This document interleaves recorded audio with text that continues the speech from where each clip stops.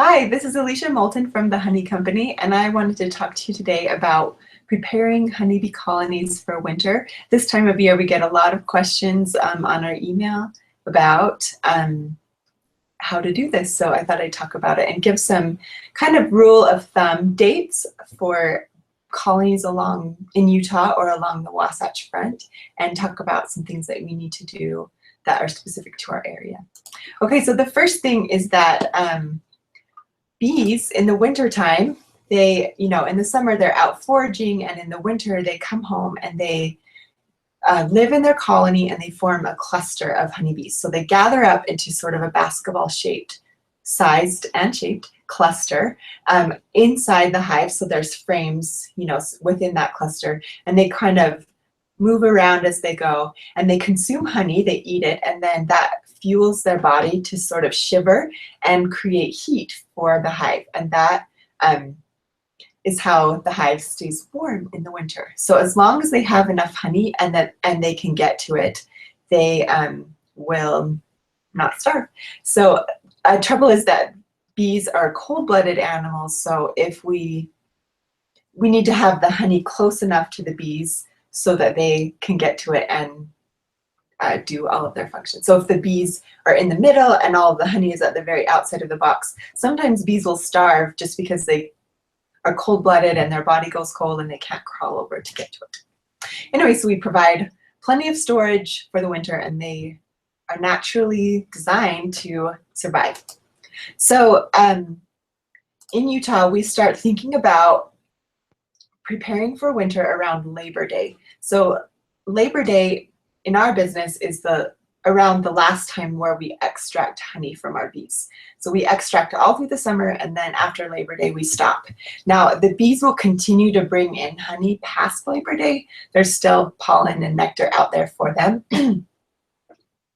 But we think of that as the bees' winter storage. So we do all of our extracting. We remove the honey supers around Labor Day and then let them continue gathering. So around Halloween time, and these again are not hard and fast dates, they're just kind of easy to remember because they're holidays and good rules of thumb. But around Halloween, we'll weigh the colony to make sure that it's about 100 pounds. So that would be a 2-deep colony with all of the honey supers off, with lid and bottom board, or it would be 3 medium boxes with lid and bottom board. And these are 10-frame boxes that we're talking about.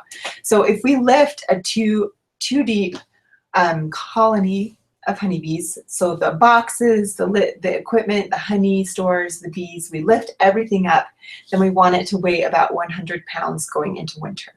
If it's light at that time, if it's lighter than 100 pounds, then we would feed sugar syrup to our bees. So we'd feed a heavy syrup ratio, so we'd feed 2 parts of sugar to 1 part of water. And the reason we do that is that when it's cold, it's harder for the bees to evaporate out the water, evaporate out extra water. And then when it does evaporate, sometimes it can condense on the inside of the hive and freeze and cause trouble for those bees. So we mitigate that by feeding lower water sugar syrup, and then also providing ventilation in either through an inner cover or through a hole in the lid that lets out that warm, moist air. Let's see. So, oh, by the way, it doesn't have to be exactly 2 to 1. That's a really hard ratio to mix. It's okay if it's less than 2 to 1, but just make it as thick as you can. So around Labor Day as well, we'll do what we call compressing the hive. So we'll take and count how many frames the bees are covering. If it's more than about 12 frames, then we winter them in 2 deep boxes. And if it's less than that, then we condense the bees down into 1 deep box instead. So that will make it so that there's enough bees to heat the space that they're living in. And we take off all extra boxes. There's only going to be that 1 or 2 boxes. And so that the bees don't have to heat extra space. It takes less energy for them to keep a smaller place warm, just like us. So let's see. So to compress a hive, we would take the top honey supers or top boxes that are above 2 deep. And we would go frame by frame and shake the bees into the colony that's going to stay there, and then remove that super with all of its frames and store it in a bee-tight place. So we want to store those boxes. So I guess I'll tell you the trouble with storing boxes in the winter is that some pests can move in. So the most common pests that we see are mice, wax moths, and sometimes spiders. So with mice, if you store your hives in a pest-free place, then you can avoid mice, or you can get a cat. And then with wax moths love the dark. So if you store the hives outside or in a bright place, then wax moths will be less likely to move into your hive. And wax moths aren't really a problem for bees. Like, you can reuse the equipment if wax moths get in there, but what they do is they chew up the frames and the wooden equipment, and they spin webs all over in there. It's kind of gross. Just have to, if you do get wax moths, it's just a matter of cleaning those up, and then you can reuse the equipment. But wax moths, if you store food in your home, like if you have a bucket of wheat, grain, or something like that, the wax moths can get into your food storage and eat that too. So you want to avoid mixing those two together. So what we do personally is we store our extra supers and things outside at a specific bee yard, and just away from where there are bee colonies. And we store it after we have extracted out the honey. If we stored it before, it would cause like a robbing frenzy in the fall, which is no fun. Okay, so we extract the honey from the boxes, then we store them outside, just stack them up in a pallet. We put a bottom board and then a whole stack of supers and then a lid. So just some extra equipment. So we just clean up after any pests in the spring that may come because of that. Let's see. So in the winter time, we want bees to have a way to vent out. Oh, I talked about that already, right? Like, bees need a way to vent moisture, so they either need an inner cover or they need a ventilation hole in their lid to let out that warm, moist air. And they can be, it's more important for them to be dry than for them to be warm. Okay. So in some areas of the US where it gets very cold, people will wrap their hives. So they'll use insulation, hay bales, black plastic, and they'll insulate their hives. And that's not 100% necessary to do in Utah. You could if you decide to, but you don't have to. It is, if you have a lot of wind in your area or something, you might want to consider your local, microclimate, and maybe you decide to wrap the hives. If you do, then you'd want to make sure to leave an opening in the hives, in the wrapping, so that the bees can come out on warm days for cleansing flights, so they don't have to hold it all winter. So yeah, that's an important thing. So make sure that there's holes in the wrapping if you wrap the bees. And so they'll come out, bees will come out and cleanse if it gets above about 40 degrees is what we've found. And so if it's below 40 degrees, our rule is to never check a beehive when it's that cold. But if it's above 40 degrees, that's more open to checking. Anyway, so after, let's see, we talked about Labor Day, extracting honey.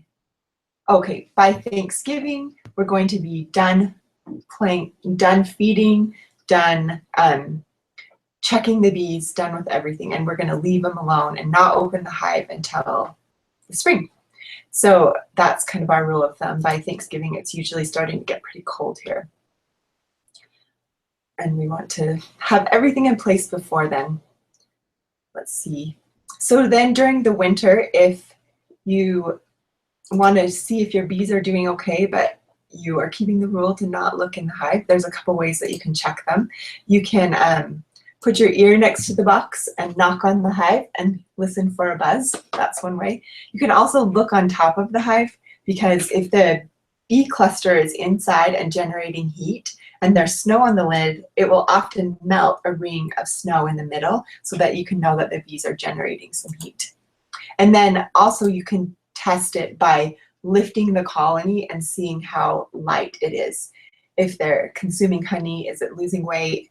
Then you know bees are in there and actively consuming that honey. Okay, so in the spring, so what I mean is late February or early March, which is technically still winter, but in the early spring, then you're going to check your bees for the first time. And this is the most critical time for beekeepers to check their bees. If your colony is going to die, it's most often, probably 90% of the time, it's because of starvation and because they didn't have enough food during February and March. So that's the most common time for bees to die. So we look in there, and there could be some diseases at play here too, but a lot of times we've seen a lot of starving bees, let's just say. So we want you to avoid that. So in that winter time, we want, let's see. So in late February, early March, on the first day where it's warm, like above 40 degrees, then you'd go and you'd check to the bees, just kind of look in there, make sure they're still alive, and see if they need to be fed. They probably will need to be fed. And that's when you feed a 1-to-1 ratio of sugar to water syrup, and you'd feed it because they're gearing up for the spring. They want to, anyway, they're ramping up. The queen's starting to lay a lot of eggs, and there's not nectar coming in yet. You may see pollen coming in at that time, but there's not a lot of nectar coming in yet. And so the bees will be busy, and they'll be ready to, you know, have a population explosion as soon as the nectar flow is coming. And so we can help, like, make sure that that population explosion happens in the right timing if we feed them sugar water in the spring. Okay. So these are some things that you can do to prepare your honeybee colonies for winter. And if you have, these are kind of the basic things that we get asked about a lot. But if you have another question, a specific question, we hope that you'll put this in your comments, and that you'll put your questions in the comments, and that we'll try to answer those as well. Okay, thanks so much. Bye.